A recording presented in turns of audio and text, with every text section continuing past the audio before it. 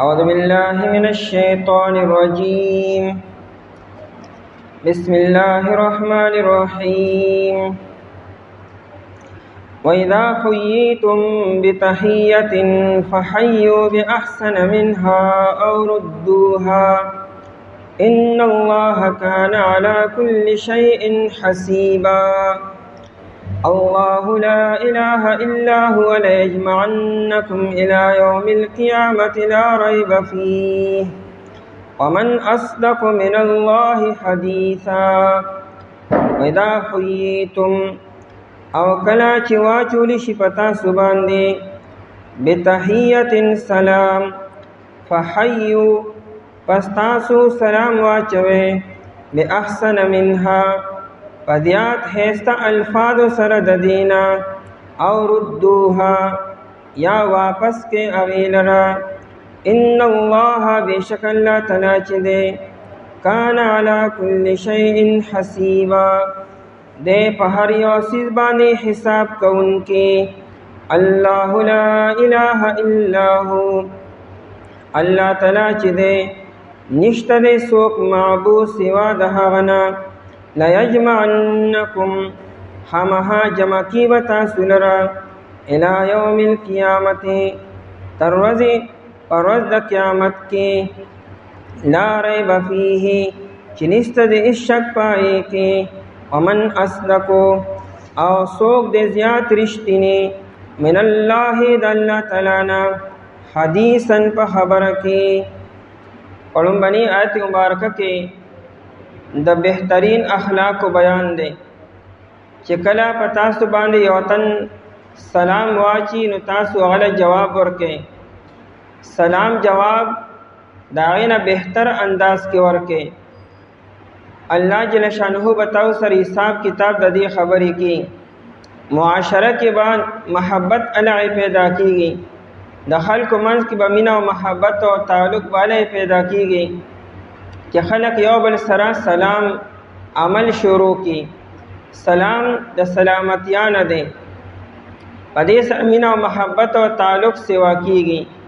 بہترین معاشرہ و بہترین اخلاق دادی چې دو مسلمانان خپلو کې یو بل سره ملاویږي نو دانه چې یو خامخ واړي بل خامخ واړي بلکې په یو بل باندې او باقاعده سلام کی او بل به جواب ورکي نو په دې سره به خپلو کې تعلق قایمیږي. با نبی علیہ الصلوۃ والسلام د سلام دا چولو ډیر تاکید کړی دی. په خپل نبی علیہ السلام سلام اچو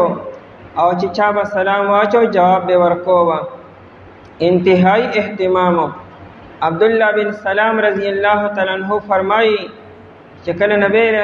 السلام مدینی منورے تا تشریف روڑو او ازارانما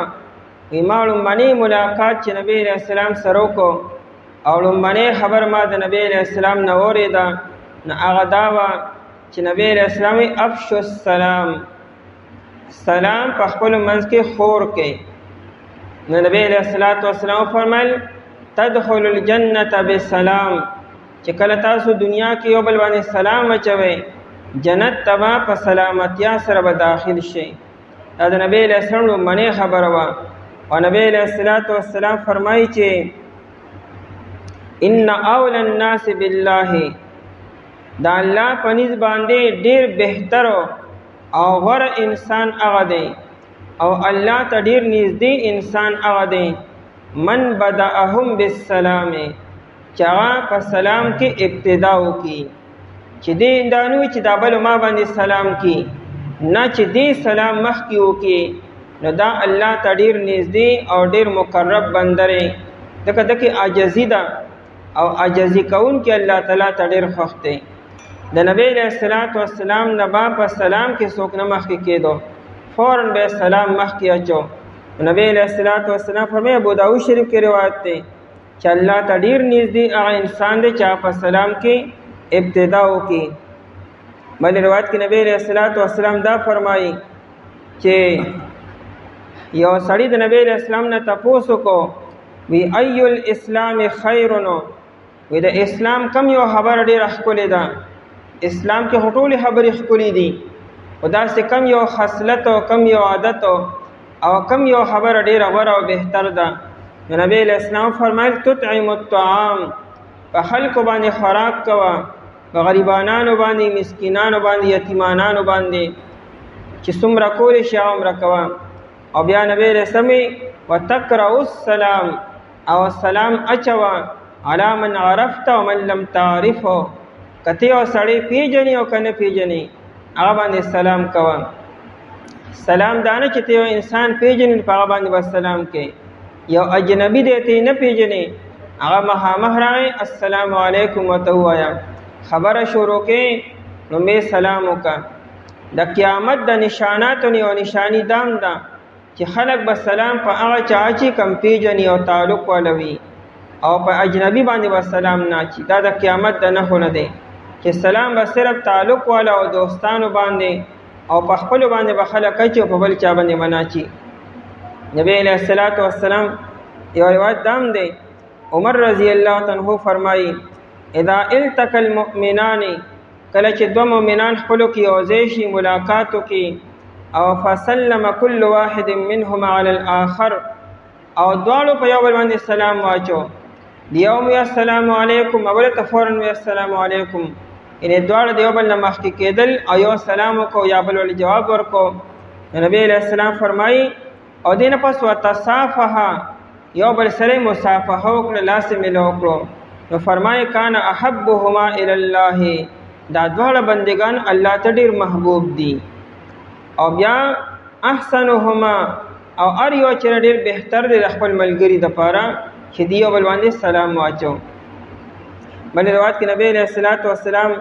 دا فرمایي ان من الصدقه ان تسلم علی الناس وانت منطلق الوجه، ودام صدقه ده چې ته په خلکو باندې سلام اچې او سلام سره دا مخ دا تندې او دا مخو دا روحانه کې کلو کې تندې به تریو کې نه، نفرت او ناګواري به نه ظاهرې به، ودام صدقه ده. نبی علیہ السلام چې د سلام دونه ترغیب وکړو، نو عبدالله بن عمر رضی الله تعالی عنہ چې و دی به بازار ته لاړو او په دې اراده باندې چې په خلکو باندې به سلام اچوم، د خریدارۍ په اراده باندې به نه تو، دا نه چې ساغستل به سبه پکارو،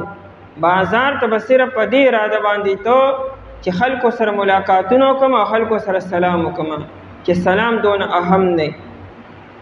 سلام اچول مسنت دی او جواب ورکول واجب دی. سلام چې دی وکړو نو سنت موقت باندې عمل وکړو، او چې چا باندې سلام وکړو په باندې دا خبر واجب ده چې به تعالی وعلیکم السلام متا توای. سلام کې بیا دا سلام چې دا د الله تعالی نوم دی، دیو جن دا سلام یو ذکرم دی، السلام المؤمن المهيمن العزيز الجبار المتكبر. السلام د الله تعالی صفاتینوم دی، ته چې السلام علیکم د الله تعالی ذکرم کې. نبی علیہ الصلوۃ والسلام به کوشش کو چې د سلام جواب به او د سنور کو. ابو داؤد شریف کې روایت ده، نبی علیہ السلام یو پیرا او د سمات کو، یو صحابي په لار تیرېدو، نا خیال دا نو چې نبی علیہ السلام غني او د سمات تناسته نا سلام کو. نبی علیہ السلام فوراً پاسې دو او دا د زه هونو نو په یو دیوال باندې نبی علیہ السلام فوراً تیمم کو، او هغه صحابي بس لارې نه فنا کېدو، نبی علیہ السلام له فوراً جواب ورکو چې وعلیکم السلام، یعنی السلام جواب هم نبی علیہ الصلوۃ والسلام به اودسه حالت کې بنور کو، کوشش به کو چې اودس کې ورکی. دونه پر نبی علیہ السلام دې تاکید او اهتمام کړی دی. السلام چې د الله تعالی ذکر دی، دا دعا ده. جاهلیت کې طریقه دا و چې دو کسان به خپلو کې ملو شو، نه به یو بل ته دعا کوله حیاک الله، الله تعالی ژوند درکړي، او کله به انعم صباحنو، تا ډېر ښه حالت کې سبا کو. اسلام چرین داغی متبادل السلام علیکم ورحمت الله وبرکاتہ دا ورکو، چې کله تاسو خپلو کې یو بل سره ملاویږئ نو دا کلمات یو بل توایي. نو په سلام کې یو د ژوند دعا د ژوند چې تعالی دی الله تعالی خپل ژوند درکړي، بل معنا په کې دا چې تعالی الله تعالی ډیر عمر درکړي، او درېمه معنا پکې دارا چې الله رتا د شر او د فساد او د آفتونو الله تعالی وساتي. لکه سلام د سلامتیا نه دی، الله تعالی سلامتیا درکې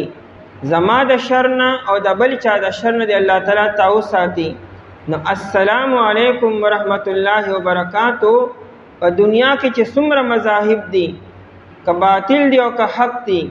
او هغه یو بل سره ملاقات کې او کم کلمات یو بل ته وي، په دې ټولو کې بهترین کلمات دا السلام علیکم اسلام مونږ ته راکړي دي. تاسو چې د دنیا تمام مذاهب وګورئ، د هغې یو بل سره د ملاقات هغه کلمات وګورئ او بیا د هغې کمپیریزن تاسو السلام علیکم ورحمت الله سره وکئ، تاسو به د اسلام حسن او خوبي معلومه شي چې اسلام څومره ښکلي کلمات مونږ له راکړي دي. ټیک ته په نورو کې به تا ته خوشامدید به وي، تا ته به دعا به وي، لیکن داسې جامع خبره چې پای کې د اوږد عمر دعا وي او د ژوند دعا وي او د هر قسمه شر او د فساد نه د امن دعا وي، د سلامتیا دعا وي، دا صرف او صرف السلام علیکم کې دی. بل دا چې دې سره ته ګویا کې د الله تعالی ذکر هم کې، نو سلام عبادت هم دی، صرف یو بل سره ملاقات خبرې نه دي، عبادت هم کې، سنت طریقه هم پوره کې، دعا هم کې، ذکر هم کې، د خپل ځان لپاره او د هغه دپاره. نو څونه جامع خبره السلام علیکم ورحمت الله وبرکاتہ چې دا به مسلمان سره کیبه. سلام کې مسله دام ده چې سلام خو جواب واجب دی، خو بعد خبرې ته مستثنام دي. په هر چا به سلام نه کوي، مسلمان به کوشش کوي چې په کافر باندې و سلام نه کوي، خو کاغه په سلام وکړو جواب ورکول شي، خو دې به صرف وعلیک وایي، وعلیکم السلام ورحمت الله بنوایي، صرف وعلیک بوایي. دارنګې فتاوا شامی چې دی تقریبا 19 یا 21 کسان داسې دي چې په دې به سلام نه کوي، او که تا سلام وکړو نو هغې باندې جواب ورکول واجب نه دي. هغه وی سلامک مکروه علی من ستسمع ومن بعد ما ابدا یسن ویشرع. وی سلام مکروه دی په دې لاندې راتونکو خلکو باندې، نو پای کې یو دی مصلی، نو یو سړی مونځ کی فرض مونځ دی نفل دی، هغه باندې ته سلام نه کوي، نو مونځګزار به تعالی جواب هم نه درکړي. د دې وجه نه که تا په یو مونځګزار باندې سلام وکړو، هغه تا ته په مانځه کې وعلیکم السلام دغه مونځ مات شو، دغه دا تا سره خبرې وکړي، لکه دا سلام یو قسم خبرې هم دي. نو که مونځګزار تعالی په مانځه کې وعلیکم السلام درته ووایي نو مونځ دغه مات شو. دارنګې وتالینو یو سړی تلاوت کوي د قرآن، هغه به سلام نه کوي، او که دې وکړو نه به تلاوت بندي نه، تعالی به جواب نه درکړي. وذاکرونو یو سړی ذکر کی دعا ذکر او اذکار کې لګیا دی، په ذکر او اذکار والا بم سلام نه کوي، او کتا په وکړو نه به ذکر نه بندي چې تعالی جواب درکړي، اما جواب ورکول واجب نه دی. دارنګې محدث حدیث بیانی او استاد دی لګیا دی، د حدیث درس ورکي، د فضائل اعمال تعلیم کی یا نور د کتابونو درس کی، نه باندې بس سلام نه کوي، او کدی په وکړو نه باندې جواب نشته دی. د دې وجه نه جمعات ته چې راشي نو داسې عمومي سلام نه پکارو، یو سړی به مونځ کې، څوک به ذکر کې، څوک به دعا کې لګوي، څوک به یو بل مشغله کې به وي. که یو انسان فارغ ناست جمعات کې خبرې کې نو ټیک ته سلام پې کولی شي، او که خلک ناست دی، څوک سنتو کې دی، څوک نفلو کې دی، او څوک ذکر کې او څوک تلاوت کې، نو په هغې به سلام نه کوي. دارنګې مقرر فقه، د فقه یو مجلس شروع دی، طالبان ناست دي او خلک د مسائل یو بل سره یو تپوس کې د مسلې بل ول جواب ورکي، دا د فقه مسائل یو بل سره وایي، په دې به سلام نه کوي. دارنګې یو څه خلک ناست مسلې اوري، یو مسائل بیاني بل نور خلک کې اوري، نو په دې باندې به سلام نه کوي، ای به د کار نه وباسي. دارنګې قاضي ناست مجلس قضا کې خلکو له فیصلې کې، په قاضي به سلام نه کوي، په دغه خلکو به سلام نه کوي. دارنګې یو سړی اذان کی، په مؤذن به سلام نه کوي، ولې مؤذن به اذان پرې تر به جواب درکړي. سو یو سړی استاد د درس کی، د قرآن درس کی، د حدیث درس کی، د دین مسائل خلکو ته بیانې، په مدرس به سلام نه کوي. دارنګه وکذل اجنبیات الفتیات په نوجوانانو جنکو باندې والسلام نکې هغه په سړو باندې سلام نکې سړیو په جنکو باندې سلام نکې دغه دغه فتنه ده سلام سره تعلق سوا کیږي ها کچری بډېګانی دي د مور او د نیا په ځای دی سلام په کول شي وای تعالی جواب در کول شي تاوانم سلام کول شي په نوجوانانو جنکو به سلام نکې په خپل لور او په خپل بیبي په ترور او په ماسی باندې سلام کول شي پردو زنانو باندې چې تاسو سره نکاح کیږي په دې بم سلام نکې یو سړی لګیاره شطرنج کی کېل شروع کړي یا جواری شروع کړي دا په دبم سلام نکې او ګناه کې لګیاره ته څنګه سلامتی علی ورکه دارنګه یو سړی خپل بیبي سره لګیاره غف شپ لګي بل چا داسې ټیم کې نه ریوت پکارو او نه سلام پکار دی په کافر بم وی سلام نکې یو سړی بغیر کپلو دی برهنه حالت کرے یا لامبی یا دسماتی کی یا اسی جامع بدلی تراټم په سلامونه مکوا دارنګ یو سړی او دسماتی تناسته وړو بولتا لوی بولتا په داسې ټیم کې به سلام نکې دا هغه زینه دی چې په داسې وخت کې به سلام نکې او کدی وکړو نو په دې باندې جواب نشته دی وَإِذَا حُيِّيتُمْ او کله چې د حُيِّيتُمْ خپل معنا لفظي دا ده چې کله تاسو د اوږد ژوند دعا درکړې شي تاسو تاسو د اوږد ژوند دعا وکړي چې الله دې ډیر عمر درکا الله دې صحیح سالم وساته دا اصل معنا د حُيِّيتُمْ دا او مراد تینا سلام دی وَإِذَا حُيِّيتُمْ چې کله تاسو باندې سلام واچولی شي چونکه سلام د ژوند دعا ده نو د سلامتیا دعا ده ځکه حُيِّيتُمْ معنا موږ کړ چې تاسو باندې سلام واچولی شي اگر حُيِّيتُمْ مجهول وي سلام بسو کچی نو چونکه دا خبره معلومه را چې سلام به مسلمان اچي دا د مسلمان کار دی دا د مسلمان شعار دی چې دی یو بل سره ملاقات کوي بیا به سلام کی دا نور کلمات ویل سدانی چې غني ناجایز دي کته چاته هلو وای ک ویلکم وای ک نور کلمات ویل شي خلومبني د مسلمان شعار السلام علیکم ورحمت الله دی تبا استغفرو کی ملاقات کوي او به السلام اچي نور خبر بیا ارستو کوا السلام علیکم بوای السلام علیکم دا دوام دا پدې کې نیکیم دي یو سړی السلام علیکم وی دل الله تعالی لس نیکه ورکی چور پسې ورحمت الله نشل نیکه شوی چور پسې او برکات وی دیرش نیکه شوی او دا نه تعالی هغه جواب درکې وعلیکم السلام دغین لس نیکه شوی هغه بیا پسې ورحمت الله شل نیکه شوی وبرکاته دیرش نیکه ته ملاویږي وإذا حييتم او کله چې تاسو باندې سلام واچول شي بتحیه سلام خدای مسلمان د طرفنا نفحیو پس تاسو سلام واچوي باحسن منها فزیات هسته سره د دینا تاسو داینه هسته جواب ورکئ دا بکله کیږي چې کله غداتي السلام علیکم نو ته وعلیکم السلام ورحمت الله هغه صرف السلام علیکم ویلو ته وعلیکم السلام ورحمت الله ته اضافه وکړه او السلام علیکم ورحمت الله ته وعلیکم السلام ورحمت الله وبرکاته وبرکاته نو مخکې بیا نزي چې کوم صحیح روایتونه دي نو پای کې تر برکاته پورې راغلي دي اگر چې بعد کمزور روایتونو کې مغفرته رضوانه د الفاظم راغلي دي لیکن صحیح کوله چې برکاته پورې یعنی السلام علیکم ورحمت الله وبرکاته تدید پورې بوي بعد روایتونو کې السلام علیکم ورحمت الله وبرکاته ومغفرته او دارنګ ورضوانه لکه دا الفاظم راغلي دي ابو داود شریف کې وسر یو قول کې مغفرته راغلي دي او امام ابن السنی دا کتاب دی عمل اليوم والليله هغه کې رضوانه لفظ راغسته دي لیکن عام طور علماء چې دا روایتونه ضعیف دي تر برکاته پورې فحيوا باحسن فتاسو سلام واچي فزيات هسته سره دینا او ردوها یا واپس کې دی لرا کزیات هسته جواب نشي ورکولې نو کم از کم داغه د سلام جواب حکم از کم ورکې کنه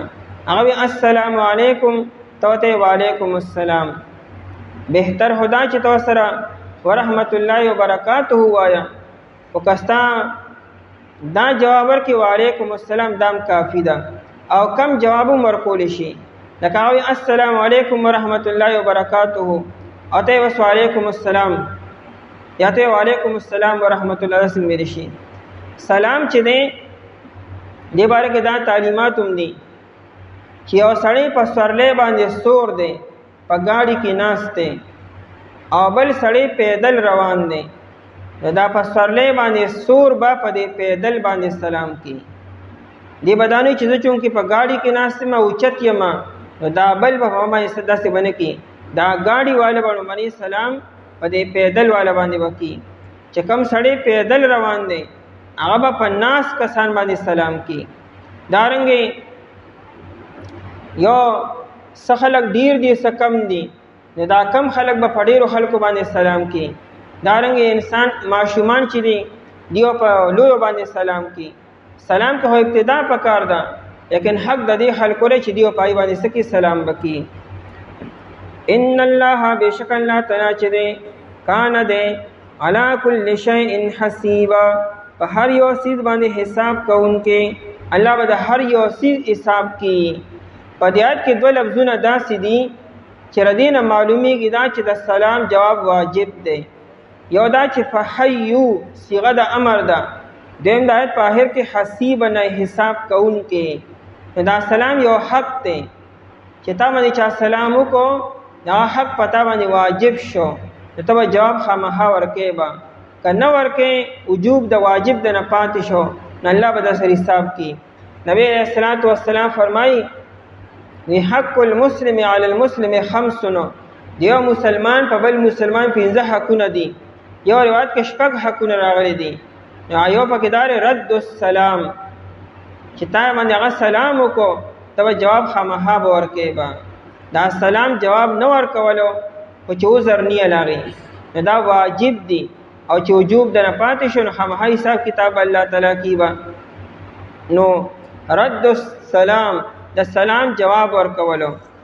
ځکه حسیب نو حساب کوونکې دا حق ستانه پاتې شو طالب اوسکی دې حساب کتاب د سر کیږي با سلام په دې خله باندې ویلو دا سنت او دا واجب دي دا لا سوچتول څنګه دی وسره لا سوچتول عام حالاتو کې نشتا لاس به هغه کې اوچته چې کلستان هغه سړی لري دی هغه تا باندې التنا السلام علیکم لیکن ته په وګونو باندې نوري هغه به اشاره مو کې چې تا باندې سلام کوما ته لاس بنو چتی او په خلبه السلام علیکم وی او لاس و سر اوچت کی ته به دې نو وعلیکم السلام او لاس به اوچت کی نو وعلیکم السلام وی او کته ته مخامخ دی نبی لاس مو چتوا په خلبه السلام علیکم ورحمت الله او تعالی جواب درکې وعلیکم السلام دارنګ خبر په لیکلو کې نه ته چې لیکل کې السلام علیکم بولی کې چې جواب ورکې په جواب کې وته متعالیکم السلام ما اولی کې او په خلب وسره مو وایي الله لا اله الا هو الله چې دې نشته دې هیڅوک معبود یکه دا توحید بیان دی او د معاد نشته هیڅوک معبود سوا د هغه نه منځ کې به دې ذکر زکو کو چې بارم ډیر احکامات بیان شو لاندې مل احکامات بیانېږي دا حکمونه چا دي د الله تعالی دي الله حکمونه دي پوره کې وې منه لایجمعنکم خمها جمع کی وتا سورنا د کم دینا د قبرونو نا ټول خلق چې مړ شي نو قبرونو ته بلل شي الله به د قبرونو بیا د خلق را جمع کیبا الی یوم القیامت دا الی په معنی د فی سره دی فی یوم القیامت فارض د قیامت کې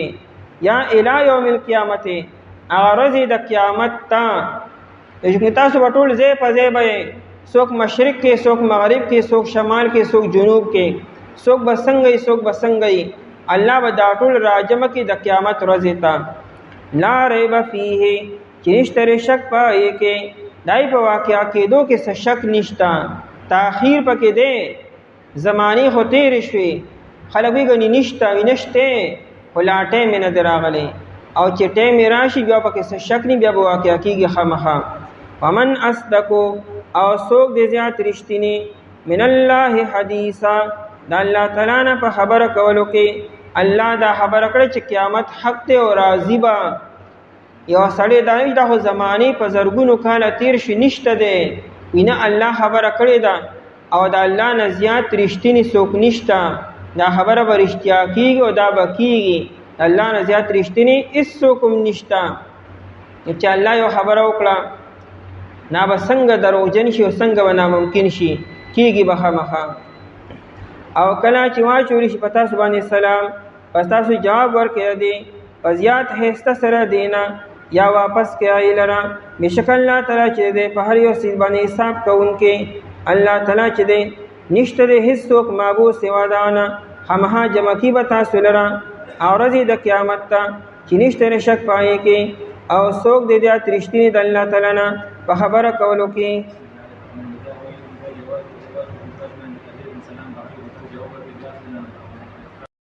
أعوذ بالله من الشيطان الرجيم.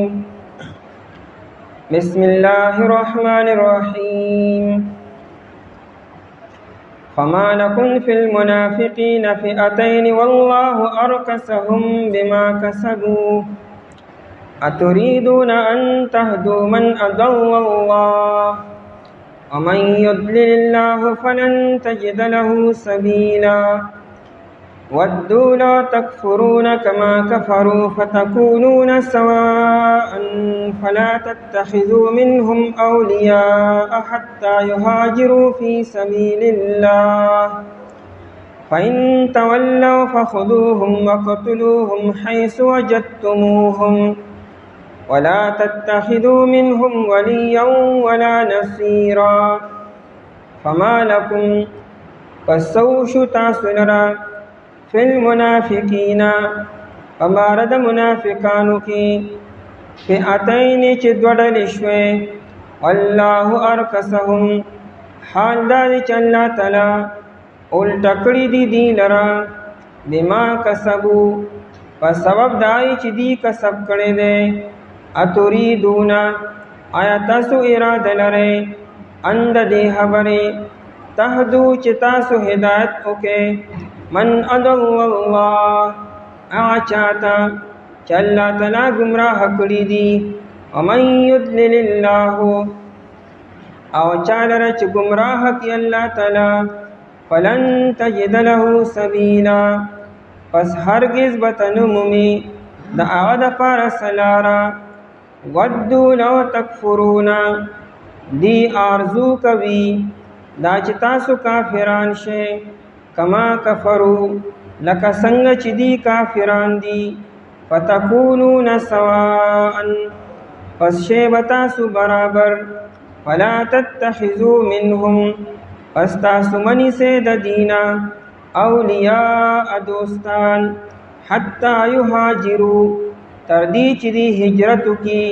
فی سبیل اللہ پلارد اللہ تعالیٰ کی فَإِن تَوَلَّوْا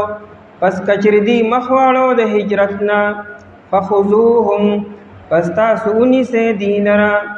وقتلوهم او قتل کے دینرا حیث وجدتموهم کم دے کہ چتاسو میں دینرا ولا تتخذوا منهم او تاسو منی سے دینا ولیا سوک دوست ولا نصیرا او نمددگار. د دې ځاینا د آینده څلورو آیتونو کې د دریو قسمو کافرانو د منافقانو بیان دی. اصل کې الله تعالی مؤمنانو ته مسلمانانو ته دغه درې قسمه کافرانو د منافقانو بارکه واضح ارشادات فرمایي. لومړني دوه آیتونو کې د هغه کافرانو منافقانو بیان دی چې د هغوی کفر او منافقت ښکاره شوی واضح شوی دی. مؤمنانو ته تعلیم دی چې دا منافقانو بارکه او د کافرانو بارکه همدردی مکوي او دې سره نرمي مې اختیاروي. دا مرتد شوي دي، منافقان دي او کلم کلا کافران دي. دی چې تاسو کم دی کې ونیسئ نو گرفتار کې او قید یې کې او قتل یې کې او د دین اس قسمه امداد ما اخلي او دی کې څوک مددگار او ولی او دوست ما جوړوي. دا ستاسو خیر خوا چرې نشي کېدی. دی دا غواړي چې تاسو هم کفر ته راشئ لکه څنګه چې دی پخپله کافران شوي دي. دی ستاسو د کفر د تمنا او آرزو کوي، نو دی به ستاسو خیر خوا څنګه شي؟ دا آیاتونه د کومو کافرانو د کومو منافقانو باره کې دي؟ دې باره کې مفسرین حضراتو ګڼ اقوال را نقل کړي دي.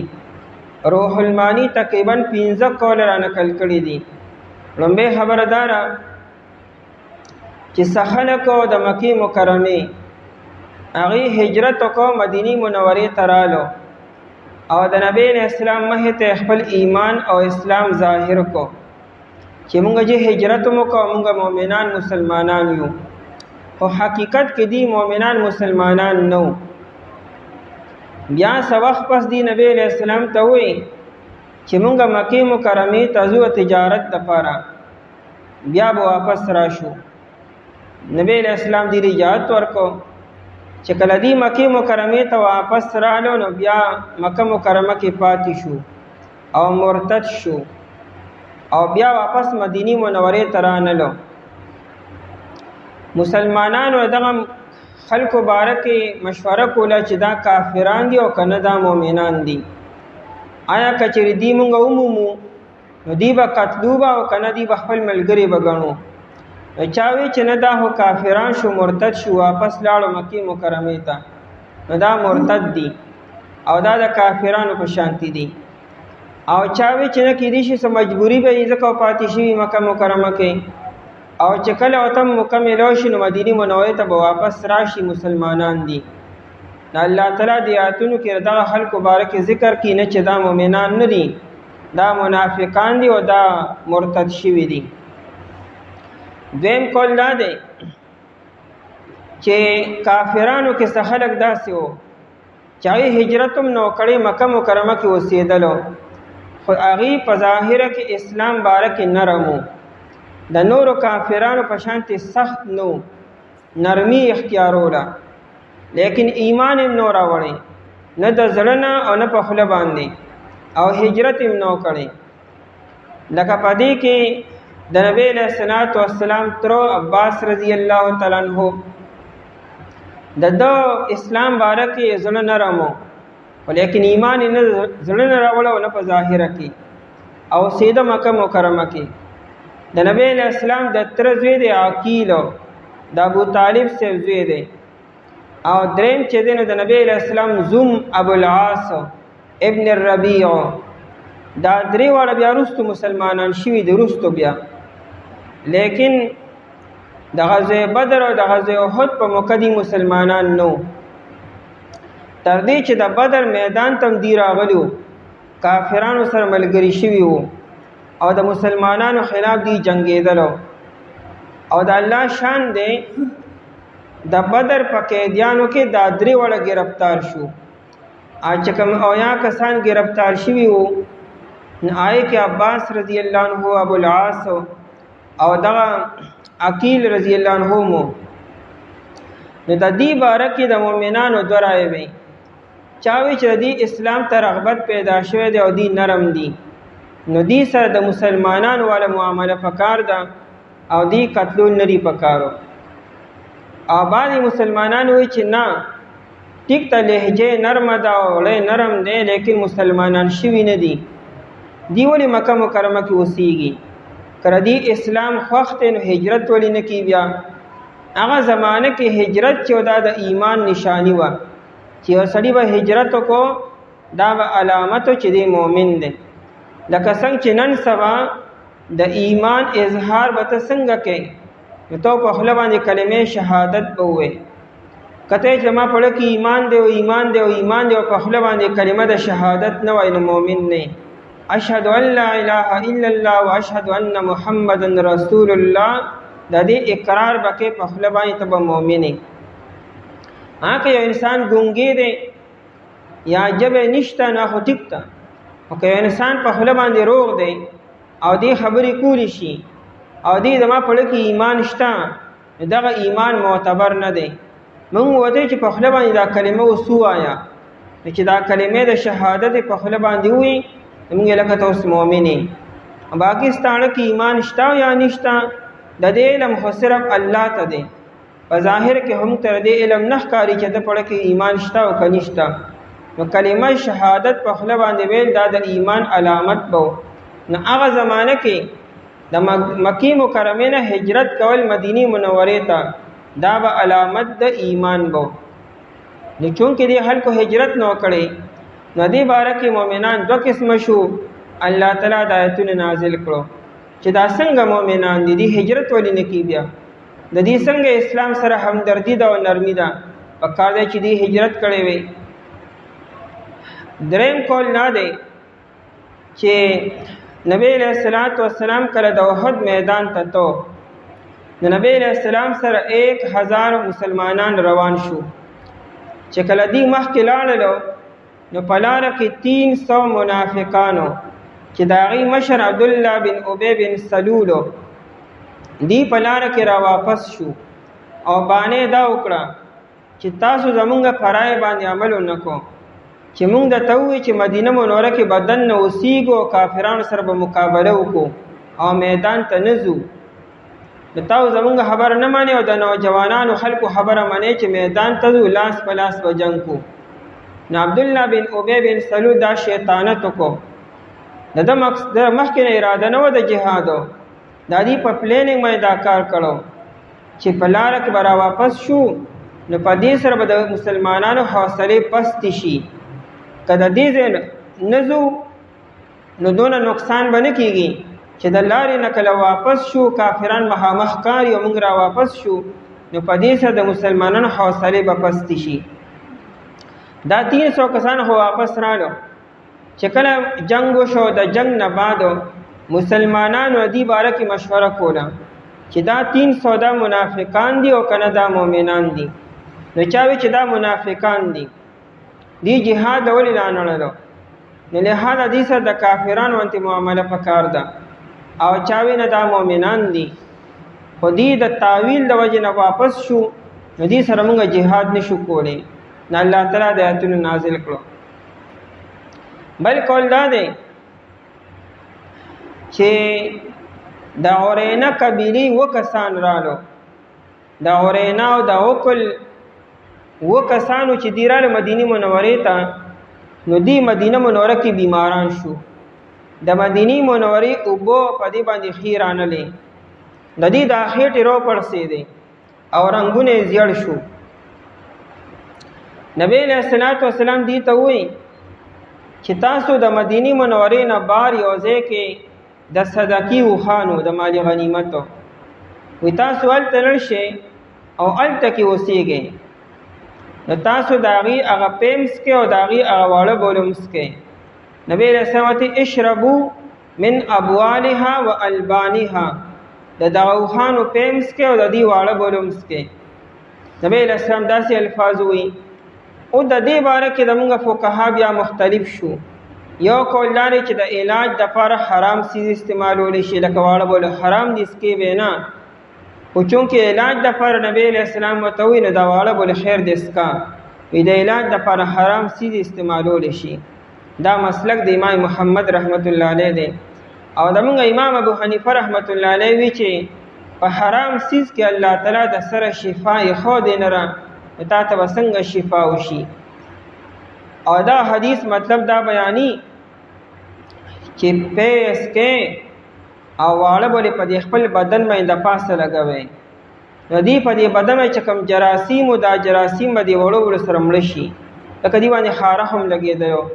او دای د پردا یو علاج لکه په هغه زمانه کې به چې په انسان باندې خاره ولګېدل ذمہدار به وي د چیلم او به په ولګوي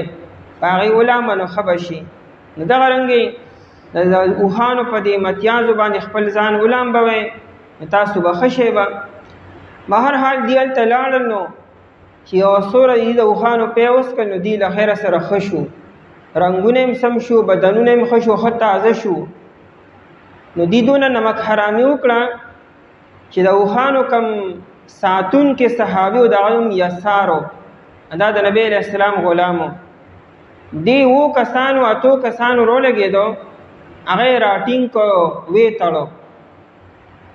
او دا غنه دوړ لاسونم کټ کړو دوړ خپې تم کټ کړی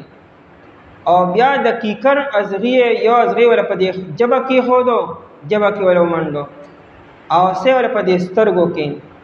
او دې په سخت ګرمۍ کې په سخت میدان کې دغه شان پری خودو او د اوبو وختي او به ور ورنکړي او دې په دغه حال کې په بے دردۍ سره شهید شو او د صدقې چې کوم خانو هغه روان کړو هغه ځان سره بوتللو دلته نبی صلی الله علیه وسلم ته خبر راغی نبی صلی الله علیه وسلم تیز رفتار اسونه شه سواران ورپسې کړو چې دې گرفتار کې او دارا ولې ماته دی اوځي کې وبس کړي چینی باندې ناستو او صحابه ورلو دی غیر چاپیر گرفتار کړو نبی علیہ السلام تیرا وستو نبی علیہ الصلوۃ والسلام دی سره اک عملو کو کم عمل چا صحابي سره کړو د دین املاسونو خپې کټ کړو او دی له په دې سترګو کې ګرم ګرم سلای ولوالو او دی وبغختی او نبی علیہ السلام په دې میدان ورځوي دی دا جبر وباسلوي او دا خورې په جواب باندې سټلې هو نبی علیہ وبول نه ورکوي کم عمل چې دی هغه صحابي سره کړو یا سار سره اک عمل دی سره کوي او دیم په دغه حال کې مردار شو دیتا مسله وایي مسله حرام ده اسلام کې د مسلې یاد نشته دی مثال کې یو قاتل چې دی مقتول سره ظلم او زیاتی وکي دا نه لاس کټ کی او خپې کټ کی او غنه شونډې کټ کی او غوونه کټ کی نو قاتل نه چې بیا کله بدلاخلو کې سانسلو نو دی خو به صرف قتل به کو په تور باندې سروت نه قلم کو خو د قاتل نه بلاس او خپې او غوونه او پوزه باندې کټ کوي ته مسلوي مسله حرام ده نبی علیہ الصلوۃ والسلام د احد په میدان کې چې کله کافرانو حمزه رضی الله تعالی عنہ سره دا عمل کړو چې هغه دا سینه شلولې او داغه دا شونډې او غوګونه کټ کړو داینه امیل جوړ کړو هند رضی الله تعالی عنها دا د ابو سفیان رضی الله عنه بیبی دا خدغه وخت مسلمان شوی نو نبی علیہ السلام دا قسم خورلو چې زبا د حمزه رضی الله تعالی عنہ په بدله کې او یاو کسانو سره دا عمل کوما چې چا د ما دې تر سره دا عمل کړی دی خو بیا الله تعالی آیتونه نازل کړو چې نه مسله حرامه ته بداسې نه کې نبی علیہ السلام بیا د قسم کفاره ورکړه نو اوس قاتل سره به دا عمل نکو او نبی علیہ السلام دغه اتو کسان سره دا عمل ولې کړو نو دا یو جواب دا دی چې دا د نهي نه مخکې خبره وه نبی علیہ السلام لا منشوي نو د مسلینا بس نبی علیہ السلام د کامل کړه قانون خروج تو بیا پاس شوی دی او دیم جواب دا چې دا اتو کسان سره نبی علیہ السلام چې دا عمل کړی نو دا دی دهشت گردی کړي وا دی په مدینه منوره کې دهشت خور کړو هغه یسار سره چې دی کوم عمل کړو نه هو ماشومان او زنانم یریدلو خوب ختم شي خوب خور شوی او امن ختم شي او نبی علیہ السلام د قاتلانو سره دا عمل زکه وکړو چې خلکو ته عبرتناک سزا ملو شي چې آینده څوک داسې کارونه کوي دې تم دهشتګردي وایي چې انسان درنا روزي د خلکو مخکې یو انسان بے دردۍ سره قتل کی دا دهشتګردي ده صرف قتل نه دی دا خو په مسلمانانو کې د دهشت خور کړی دی یو سړی بیا په خوب کې یریږي د ورځې به یریږي نو دای سزا قاتل لورکه چې آینده څوک داسې قدم بیا اوچت نه کړي د نبی علیہ السلام دا اتو کسانو سره چې دا عمل کړی دی دا لپاره دی چې خلکو ته یو نمونه ملو شي او سبق وشي چې بیا آینده څوک مسلمان سره داسې عملونه کوي بهر حال ممکن ده چې دا اتو کسانو مبارک صحابه او مسلمانانو مشوره کړي دي سرسو کو نو کچا فرق ویلي چیرې قتل وکو یا گرفتار وکو او دا عمل به سر نکو او چا وینا کو سره نو دی باره کې د آیتونه بنازل شوي روح المانی دا ټول اقوال لا نقل کړي دي فما لکم فی المنافقین فما لکم پسو شو تاسو لره مؤمنانو ته خطاب دی تاسو سره سو شو چې تاسو د منافقانو باره کې دوه ډلې شوې فی المنافقین په باره د منافقانو کې چې تاسو منافقانو باره کې فئتین دوه ډلې شوې چا وی دي قتلو او چا وینه دا مؤمنان دي والله ارکسهم دا حالیه ده حال دا دی چې الله تعالی ارکسهم الټا کړي دی لرا. ارکسه اصل کې معنی نسکور کولو چې سر ولا حقته کې او خپې ولا مکمل برکه دیتا ارکسه وایي. الله تعالی دی الټا کړي دی او دی نسکور کړي دی بما کسبو په سبب دای چې دی کسب کړي د دې د کفر او د منافقت او د ارتداد د وجنه مرتد کېدو د وجنه الله تعالی دی واپس بیا کفر ته بوتلو. څه مطلب دی د زړه نه ایمان نه دروړي صرف په جبه کلمه ویلې وا او زړه کې کفر او منافقت نه الله تعالی بیا واپس کفر ته بوتلو د خوري هغه ایمان تنم لاړو. اتریدون تاسو اراده لرئ مؤمنانو توي ان تهدو دا چې تاسو هدایت وکئ من اضل الله هغه چاته چې الله تعالی گمراه کړی دی هغه لره. الله چې یو سړی گمراه کړي تاسو هدایت کولی شئ نو څوک هم نشي کولی. الله تعالی دی گمراه کړی دی مطلب دا چې دی گمراهي په خپله خوښه کړه اسباب دی اختیار کړو نو الله تعالی فیصله وکړه دی په دې گمراهۍ ټاپه ولګوله او دی د الله تعالی په علم کې گمراه دی. نو که تاسو اے مؤمنانو ډېرې همدردۍ وکړئ دی سره او دې باره کې ښه جذبات ظاهر کړئ چې الله یو سړی گمراه کړي هغه ستاسو په خبره باندې ایمان ته نشي راتلی. ومن یضلل الله او چانوی چې الله تعالی گمراه کړي فلن تجد له سبیلا پس هرگز به ته نه مومې د هغه دپاره سبیلا یو لاره د هدایتو هغه بیا څوک هم هدایت ته نشي راوستی. د دې مطلب دا نه دی چې الله تعالی وچ په مچ یو سړی گمراه کړي او کافر کړي داسې الله تعالی چریم نه کړي. که الله تعالی یو سړی بغیر د سوجې نه بغیر د سبب نه وچ په مچ هغه کافر پیدا کولی او کافر کولی بیا الله تعالی پیغمبران سره رالیږي او کتابونه سره رالیږي او دا دومره لوی نظام الله تعالی د سره لپاره قایم کړی دی چې یو الله تعالی یو سړی په کفر مجبوره کړي اول خوا ته پیغمبر لیږي داسې الله تعالی چریم نه کړي. د دې مطلب دا دی چې یو سړی کافر کېږي نو دی په خپله اراده او اختیار سره کافر کېږي. دا کفر دی ځان په خپله خوښ کړي او غوره کړي الله وله موقع ورکړي وي که دی ایمان روړي نو ایمان روړي شي ایمان ورته ښکاره شي واضحه شي ورته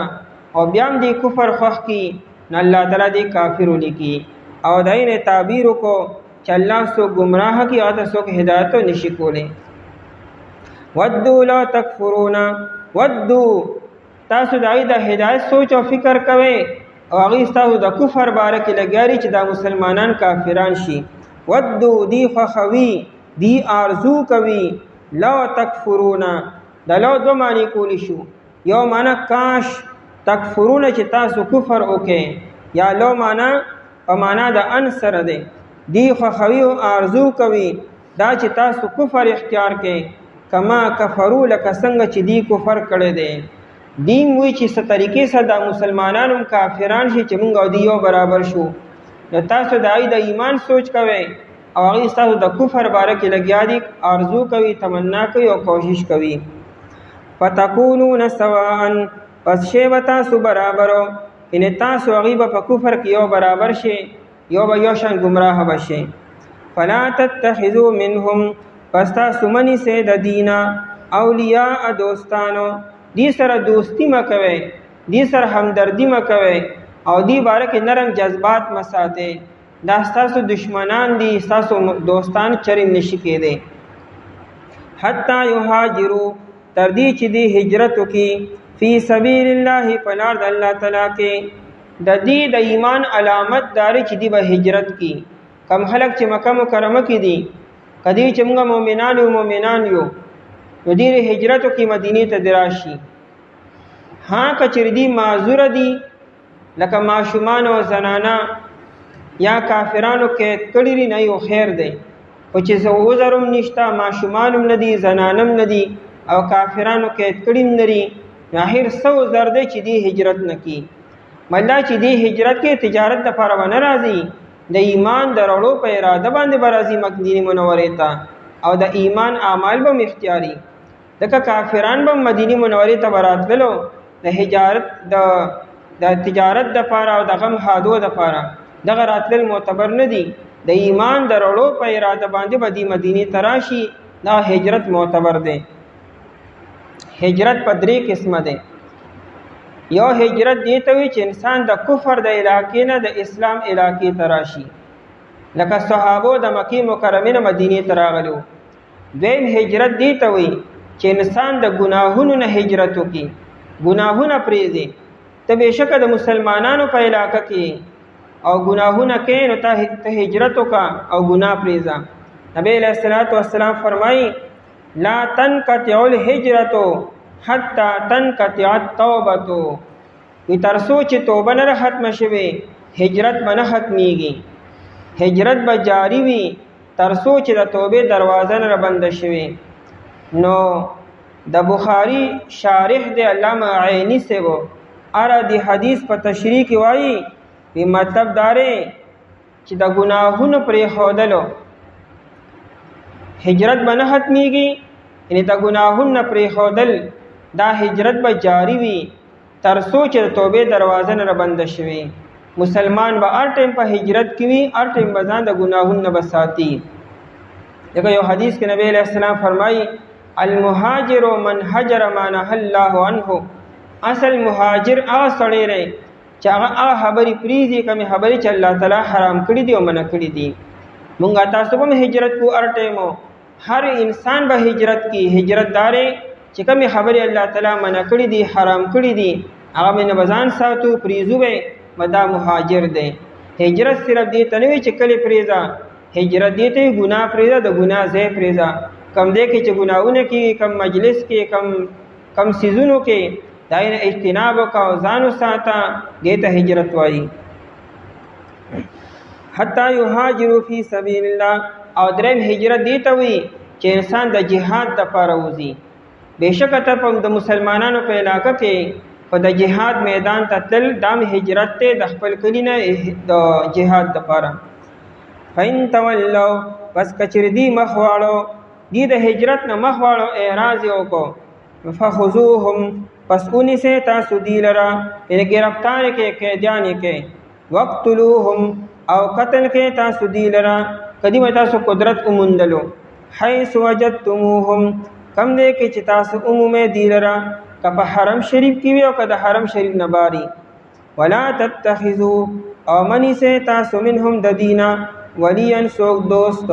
ولا نصيرا او نه مددگار. دې سره به دوستی نه کوي، دین او مدد نه غواړي، د دین به امداد مطالبه نه کوي. یو پیرا انصارو نبی علیہ الصلوۃ والسلام ته وی چې جی د یهودو نه مالی امداد حاصل کو، د دینه مالی مدد غواړو. نو نبی علیہ الصلوۃ والسلام منع وکړه چې الخبيث لا حاجت لنا بهم. ودا یهود خبيث قوم دی، د دې د مال مونږ ته حاجت او ضرورت نشته دی. دا خبيث قوم دی، مال کې خباثت دی. کدا مال د مونږ لاس ته راغی برکت به ختم شي. تفسیر مظهری لیکلی دی چې نبی علیہ السلام صحابه منع کړو چې د یهودو نه امداد ما حاصلوي. نن مسلمانان به څنګه ترقی وکړي او د دې معیشت به څنګه مستحکم شي چې زمونږ هر څه د هغې په امداد باندې دی. مونږ هر څه کې د هغې نه امداد او د یهودو نه او د هغې نه مونږ قرضونه غواړو، مددونه غواړو او مونږ دا وایو چې مونږ کامیاب شو، مونږ ترقی وکړو. نبی علیہ السلام خو سپریخي نه دي، وی د یهود خبیث قوم دی، د دې معلوم خبیث دی، د دې په خباثت ته مونږ حاجت او ضرورت نشته دی. قرآن امداد ته نه مغواړئ او مونږ زمونږ سترګې هغې ته دي، څنګه به مونږ کامیاب شو. پس شو تاسو لره په باره د منافقانو کې چې دوه ډلې شوې او الله تعالی نسکور کړي دي دې لره په سبب دا چې دي کسب کړي دي. آیا تاسو اراده لرئ دا چې تاسو هدایت وکړئ چاته چې الله تعالی ګمراه کړي دي او چا نه چې الله تعالی ګمراه کړي پس هرګز به ته نه مومي د هغه دپاره څه لاره آرزو کوي دي دا چې تاسو کفر اختیار کړئ لکه څنګه چې دی کفر کړی دی. پس شی به تاسو برابر، پس تاسو منی سه دینه دوستان دا دی چې دی هجرت وکړي په لار د الله تعالی کې. پس کچری دی مخ واړو پس اونی سے دی لرا او قتل کې دی لرا کم دې کې چې تاسو مومې دی لرا او منی سے تاسو دینه سوګ دو سن مددگار باقي. أعوذ بالله من الشيطان الرجيم. بسم الله الرحمن الرحيم. إلا الذين يصلون إلى قوم بينكم وبينهم ميثاق أو جاءوكم حصرت صدورهم أن يقاتلوكم أو يقاتلوا قومهم ولو شاء الله لسلطهم عليكم فلقاتلوكم فإن اعتزلوكم فلم يقاتلوكم وألقوا إليكم السلام فما جعل الله لكم عليهم سبيلا ستجدون آخرين يريدون أن يأمنوكم ويأمنوا قومهم كلما ردوا إلى الفتنة أركسوا فيها فإن لم يعتزلوكم ويلقوا إليكم السلام ويكفوا أيديهم فخذوهم واقتلوهم حيث ثقفتموهم أولئكم جعلنا لكم عليهم سلطانا مبينا إلا الذين يصلون مگر ها کسان چې دی یوځای کیږي الی قوم یو داسې قوم سره بینکم و بینهم میثاق چې ستاسو منځ کې او داعی منځ کې عهد وي او جاءوکم یا راشدی تاسو ته حسرت صدورهم په داسې حال کې چې تنګې شوي سینې د دي ان یقاتلوکم د دې نه چې دی جنګ کې تاسو سره او یقاتلوا قومهم یا دی جنگ کی قوم خپل سره ولو شاء الله او کچر الله تعالی وختلی وی لسلطهم علیکم خامها دی به مسلط کړو پتا سو باندې فلقاتلوکم پس خامها دی بجنگ کړو تاسو سره فإن اعتزلوکم پس کچر دی ډډو کیستا سنا فلم یقاتلوکم پس دی جنگ اونکی تاسو سره والقوا الیکم السلام او دی اوورزی تاسو طرف ته صلح فما جعل الله لكم پس ندی ګرځول الله تعالی تاسو لپاره علیهم سبیلا پدی باندې اولارا ستجدون آخرین زردا چې تاسو به عموم نور خلق یریدون چې دی اراده لري ان یأمنوکم د دینه چې دی په امن کې شي تاسو نه ويأمنوا قومهم او دی په امن کې شي د قوم خپلنا کلما ردوا هر کله چې دی واپس کړي شي ال الفتنه فتنه طرف ته ارکسو فیها پړمخه ورزول شي دی پای کې فإن لم يعتزلوکم پس کچر دی ډړونه کې تاسو نه ويلقوا إليكم السلام او دی اونورزی تاسو طرف ته صلح ويكفوا أيديهم او دی بند کی لاسونه خپلو فخذوهم پس تاسو اونی سے دی لرا وقتلوهم او قتل کے دی لرا حیث ثقفتموهم کمزے کی چتاسو عموم دی لرا اولائکم او دا خلق چې دی جعلنا لكم عليهم منگا گرزول دے ستاسو دپارا پدی باندے سلطانا مبینا دلیل سرگند پدی آیتونو کے د کفار و بعد قبائل بارکے سواضح احکامات بیانی گی چې دا قبائل سر با مسلمانان سنگ معاملہ بکی جنگ با وسر کی او کنه بکی لمنیات مبارکہ کی د بنو مدلج د قوم بیان دی بنو مدلج کم سردارو سراقه ابن مالک المدلجی دی خپلوی چیزو د احد د جنگ نه بعد رالم نبی علیہ الصلوۃ والسلام ته او ما نبی علیہ السلام ته وی چې ما اوریدلې دي چې تاسو زما په قوم باندې حمله کول غواړئ نو لهدا صلح کوم تاسو سره د نبی علیہ الصلوۃ والسلام ته وی چې تاسو سره د خپل قوم باره کې دا صلح کوم چې زما قوم به تاسو سره جنگ بنه کی او تاسو مقابله کې تاسو د دشمن مدد بم نه کی او موږ په خپل حال باندې پریزه کچره قریش مسلمانان شو موږ مسلمانان شو چې ترسو پورې قریش ایمان نه دروړي موږ ایمان نه وروړو نو موږ تاسو سره جنگ نکو او تاسو دشمن سره به مدد نکو نبی علیہ الصلوۃ والسلام حضرت خالد ابن ولید رضی الله عنه لګو بنو مدلج ته او دې سره دا معاهده وکړه آیت کې دا بیان دی کچره دا خلک تاسو سره جنگ نکي او په خپل صلح باندې قائم دي او په خپل عهد باندې قائم دي تاسو سره جنگ مکوي تاسو سره اسی وجه په مچ باندې وبمخړوي چې جنگ وسره شروع کړي دا هم د الله تعالی مدد او نصرت چې الله تعالی دیونو کې روب واچو دي تاسو سره په خپل صلح وکړه ولې کچره دي کافرانو سره یو ځای شي او د کافرانو تاسو سره جنگ لپاره آماده کړی تاسو بس کړی بیا دا د الله تعالی احسان دی چې د کافرانو په خپل تاسو سره صلح وکړي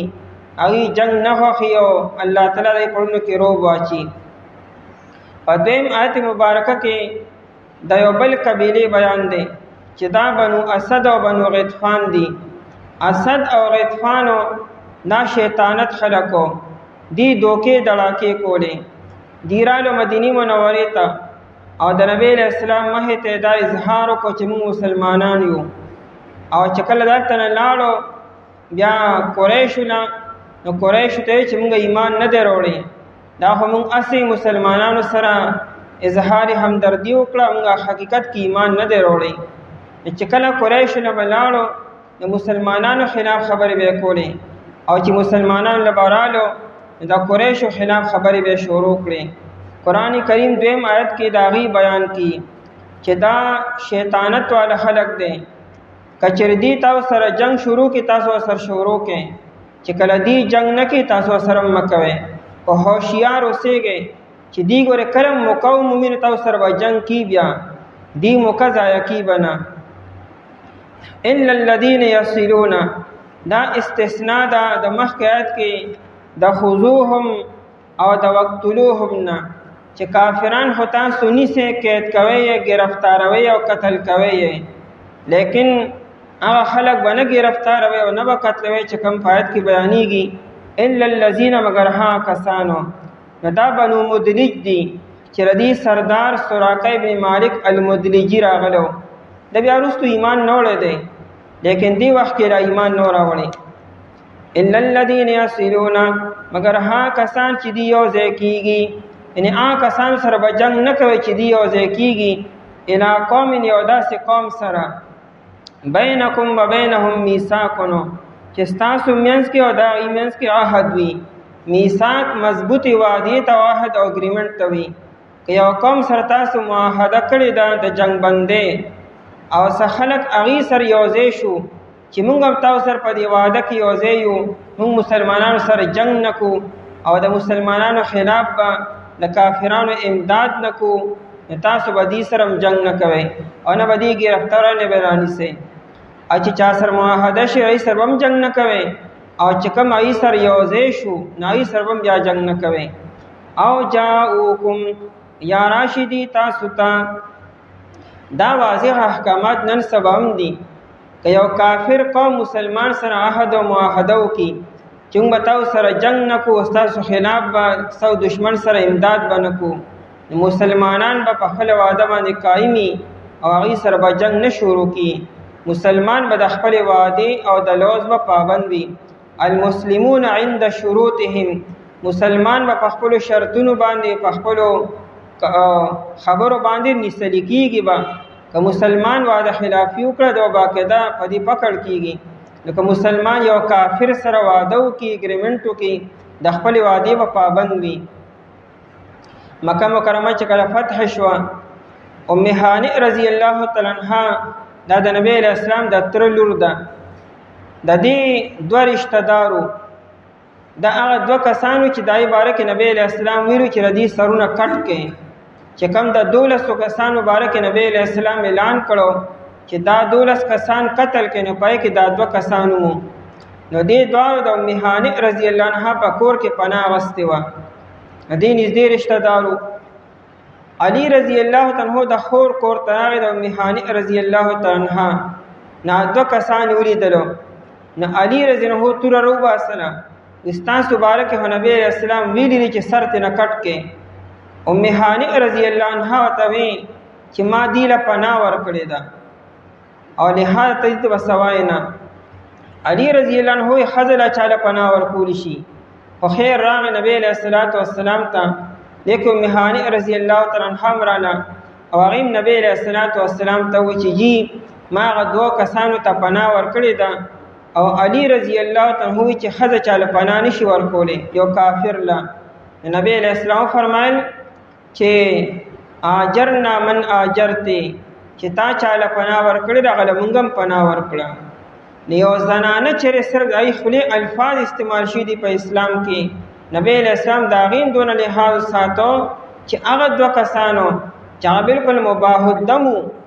د هغې باره کې نبی علیه السلام اعلان کړو چې سر ترې نه قلم کې. خو چونکې ام هانئ رضی الله عنها له پناه ورکړې وه، نبی علیه السلام د هغې د خولې او د لوز لحاظ وساتو او هغې یې معاف کړو. نو اوس هم دا احکامات دي چې مسلمان به کافر بیا خیال ساتي که چې هغه سره معاهده شوي وي. او جاؤکم یا راغلي وي دي تاسو ته حسرت صدورهم په داسې حال کې چې تنګ شوي وي سینې د دي.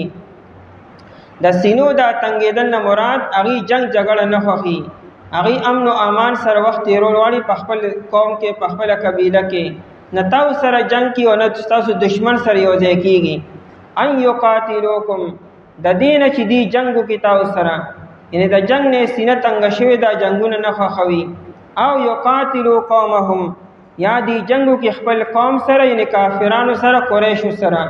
نه قریشو سره یو ځای کېږي نه تاسو سره یو ځای کېږي، نه ستاسو خلاف د قریشو مدد کی او نه د قریشو خلاف ستاسو مدد کی. بس ای ځان لا ترډ پارټي ده، ځان له وخت تېرول غواړي. نو قرآن وی دام د الله احسان ومنئ ولو شاء الله کچره الله تعالی غوښتې وي لسلطهم علیکم خامخا دی به مسلط کړي په تاسو باندې. دا خو الله تعالی د دې زړونه صفا کړو او دین تاسو سره جنگ کې او سره دشمن سره مدد کی کني کچره الله تعالی غوښتې وي او دی په خپل کفر کې را بیدار شي وي او تاسو دشمن سره یو ځای شي وي، د دشمن طاقت به سوا شي او تاسو سره جنگ کړی بیا فلقاتلوکم پس خامخا دی به جنگ کړی تاسو سره، لیکن الله داسې ونه کړو. فإن اعتزلوکم پس کچره دی کناره کشیو کې ستاسو نه، کچره دی ډډه وکړي ستاسو نه، د ډډې نه مراد ځان له اوسېږي، تاسو سره جنگ نه کړي او ستاسو خلاف سازشونه نه کړي. نو فلم یقاتلوکم پس دی جنگ ونه کړو تاسو سره. والقوا الیکم السلام او دی وغورځو تاسو طرف ته صلح، تاسو سره صلح وکړه ښکاره چې موږ نه کوو جنګ یا موږ ستاسو خلاف چا سره مدد نه کوو. نو به تاسو بیا څه وکئ په زور ورسره جنګ مه کوئ، په زور ورته اوبه مه خړوئ، باني ورته مه جوړوئ. فما جعل الله پس نه دی ګرځولی الله تعالی لکم ستاسو لپاره علیهم په دې باندې سبیلا یو لاره د رانیسلو یا د گرفتارولو او یا د قتل کولو. ستجدون آخرین په دې کې د دوه قبیلو بیان دی، د اسد او د غطفانو. دا منافقان قبیلې وي، دی مسلمانانو سره یو شانتی او کافرانو سره بل شانتی وو. ستجدون آخرین ابن عباس رضی الله تعالی عنہ فرمایي چې دې کې یو سړی خپل قوم ته تلو نو قوم ته وایي چې دا تا په نبی علیہ السلام باندې ایمان نه وړو، بماذا آمنت، دا تا په کومو خبرو باندې ایمان نه وړلی. نو دا ته به طور مذاق وایي ما خو په لړم باندې او ما خو په دغه شانتې لړم او په شادو باندې او په دې خبرو ما ایمان نه وړی دی. یعنې د اسلام خبرو ته به طور مذاق دا وایي چې ما په اسلام باندې او په نبی علیہ السلام ایمان نه دی وړی، ما په دې خبرو ایمان نه وړی دی. العقرب والخنفسا ما په دې خبرو تر ایمان نه وړی دی. دا دونه سپک خلکو اسلام ته به دونه سپک کتلو. راغلو نبی علیہ السلام ته موږ ایمان نه وړو، معاهده وکړه نبی علیہ السلام سره، مقصد دا چې مسلمانانو ته څه نه وایي او یا چې قریش ته لاړو نو قریش ته موږ ایمان نه دروړي دا هم هغه د ځانه اړولو چې موږ ته سوای له موږ کوي سره داسې خبره وکړي ستجدون آخرین زرد چې تاسو عموم نور خلقو چې دا بنو اسد او بنو غطفان دي یریدون دی اراده لري ان یامنوکم دا چې دی په امن کې شي ستاسو نه په امن کې کیږي تاسو سره صلح نه کی دوکه در کی تاسو نه یعنی په دوکې سره ستاسو نه امن حاصلي ويامنو قومهم او دی په امن کې شي د خپل قوم نه دا امن یو طریقه هدام ده چې مسلمانانو سره صلح وکړي معاهده وکړي بیغم بناسي بیا تاسو نو دی صلح هم نه کی په ظاهر کې ایمان وروړي حقیقت کې ایمان نه وروړي او کافرانو سره وعده وکړي چې دا غینم په امن کې شي کلما ردو هر کله چې دی واپس کړي شي ال فتنه طرف ته مراد دا دی چې کلم دی ته مکمل شو او دی جنگ ته روبل شي تاسو خلاف دی دانوي چې موږ یې ایمان نه وړه دی یا موږ مسلمانانو سره صلح کړی دا یا موږ کوم از کوي سره اظهار همدردی کړی دا فورا ورزي او کافرانو سره یو ځای کیږي او تاسو خلاف تیاریږي اور کیسو فیها دی پړمخه ورزول شي پای کې دا تعبیر دی چې جنگ ته داسې په مخه ورزي گویا کې چا الټا ورغورځولو او ویخته ورسېدلو فإن لم يعتزلوكم ادي باره کې حکم داري کچری دي تاسو نه کناره کشي نه کی او په ډډه نه اوسېږي او تاسو سره صلح هم نه کی او تاسو سره بلکې جنگ کول غواړي او میدان ته راځي نو بیا دا مو چې دا مسلمانان دي یا دې موږ سره معاهده کړې ده بیا سره جنگ شروع کې قتل کې او گرفتار کې فإن لم يعتزلوكم پس کچری دی ډډه او نکړه تاسو نه د ډډې نه مراد د جنگ نه من کېدل دي ويلقوا الیکم السلام او دیو نه ورځو تاسو طرف ته صلح تاسو سره صلح نه کی بلکې الټا صلح ما تکړه واده خلافی وکړه ويكفوا ايديهم او دی بند نکړه خپل لاسونه تاسو د جنگ نه بلکې تاسو خلاف سازشونه کینو بیا سو کې فخذوهم پس تاسو ونیسئ دی لرا گرفتاری کې او وقتلوهم او قتل کې دی لرا حيث ثقفتموهم کم دې کې چې تاسو عموم دی لرا د دې دوړو آیتونو یو خلاصه داشوا چې کوم قومونو سره کوم قبایل سره تاسو صلح کړی دا معاهده کړی دا تر څو چې په خپل صلح معاهده باندې قائم دي تاسو قائم اوسئ او تاسو سره جنگ مشورو کوي ها کچری معاهده ماته کی او صلح ماته کی وعده خلافیو کې تاسو سره بیا جنگ کولی شي دا کم خلک چې تاسو سره جنگ نه کول واړي اغي ځان له اوسېږي او طرف ته نستاو سره جنگ کی او نستاسو خلاف دشمن سره مدد کی بلکې ځان له خپل ژوندۍ تیرول واړي مثال یې تر پاټه دی بیا تاسو یې سره جنگ مکوي بس پرې دی چې بیغم اوسېږي دعوت د اسلام ورکول شي لیکن جنگ وسره مکوي ان وجه په مچ دانه دشمنان مګوري اولائکم جعلنا لكم او دا کسان چې دي ګرځولې موږ تاسو لپاره په دی باندې دا چې کوم بنو اسد او بنو غطفان دي سلطان مبینا دلیل سرګند ځکه دی واده خلافی وکړه معاهده ما تکړه تاسو خلاف سازش وکړو کوشش وکړو تاسو اوس حق حاصل لې چې تاسو ردی خلاف جنگ وکړو او تور راواله د دوه آیتونو کې داسې الفاظ راغلي چې موږ کې مقابله ده مخکې آیت کې راغی چې فإن اعتزلوکم او د لاندې آیت کې فإن لم يعتزلوکم د مخکې آیت کې راغلو والقوا الیکم السلام او لاندې راغلو ويلقوا الیکم السلام او مخکې آیت کې راغلو چې فما جعل الله لكم عليهم سبيلا او لاندې راغلو اولئکم جعلنا لكم عليهم سلطانا مبینا د دې خبرو ګرامر سره فصاحت او بلاغت سره تعلق ساتي کوم انسان چې په فصاحت او بلاغت باندې پوهیږي او په ګرامر باندې نه ته بیا ردی حسن او خوبیم چې کوم نه خواځي حقيقي مگر ها کسان چې دی او ځکیږي قوم سره چې تاسو میان کې او دایي منس کې عهد وی یا راشدی تاسو په داسې حال کې چې تنګ شي وي سینې د دینه چې دی جنگو کې تاسو سره یا دی جنگو کې خپل قوم سره او کچر الله تعالی وخت وي خامها مسلط کړي به دی پتا سو باندې پس خامها دی به جنگ کړو تاسو سره پس کچې دی ډډونه کې ستاسو نه او دی جنګونه کې تاسو سره او دی وغورځي تاسو طرف ته صلح پس نه دی ګرځولی الله تعالی ستاسو لپاره په دې باندې څه لاره زر ده چې تاسو به ومومئ نور خلکو چې هغې اراده لري دا چې دی په امن کې شي د ستاسو نه او دی په امن کې شي د خپل قوم نه هر کله چې دی واپس کړی شي فتنې طرف ته دی پړمه ورځولی شي په هغې کې پس کچې دی ډډونه کې ستاسو نه او دی ونه غورځي تاسو طرف ته صلح او دی مننه کې خپل لاسونه پس اونیسئ دی لره او قتل کې دی لره کم دی کې چې تاسو عمومي دی او دا خلک چې دی ګرځولی موږ ستاسو لپاره په دې باندې دلیل څرګندو. اعوذ بالله من الشیطان الرجیم بسم الله الرحمن الرحیم وما كان لمؤمن أن يقتل مؤمنا إلا خطأ ومن قتل مؤمنا خطأ فتحرير رقبة مؤمنة ودية مسلمة إلى أهله إلا أن يصدقوا فإن كان من قوم عدو لكم وهو مؤمن فتحرير رقبة مؤمنة وإن كان من قوم بينكم وبينهم ميثاق فدية مسلمة إلى أهله وتحرير رقبة مؤمنة فمن لم يجد فصيام شهرين متتابعين توبة من الله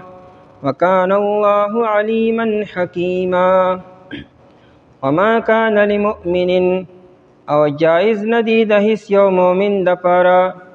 ان دا خبره یقتل مؤمنا چې دی قتل کی بل مؤمن لرا الا خطأ مگر په غلطۍ سره ومن قتل مؤمنا خطأ او چا چې قتل کړو مؤمن لرا په غلطۍ سره فتحریر رقبة مؤمنة پس لازم دی په د باندې آزادول د یو غلام مؤمن ودیة مسلمة او دیت حواله کړی شوی الی اهله وارثانو د مقتول ته الا مگر ان یصدقوا دا چې دی معافي وکړي فإن كان من قوم عدو پس کچره و دا مقتولو دیو داسې قوم نه چې دشمن و لکم ستاسو وهو مؤمن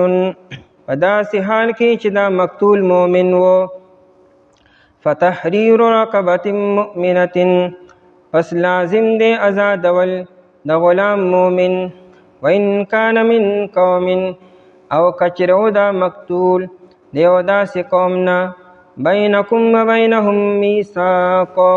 چې ستاسو منځ کې او د هغوی منځ کې لوز و یا عهد و فدیة مسلمة پس دیت ته حواله کړی شوی الی اهله وارثانو د مقتول ته وتحریر رقبة مؤمنة او ازادول د غلام مؤمن فمن لم یجد پس څوک چې نه مومي غلام لره فصیام شهرین متتابعین پس لازم دی په د باندې روجی نیسل 2 میاشتې پرلپسې توبة من الله دا توبه ده طرف د الله تعالی نه وکان الله علیما حکیما او دی الله تعالی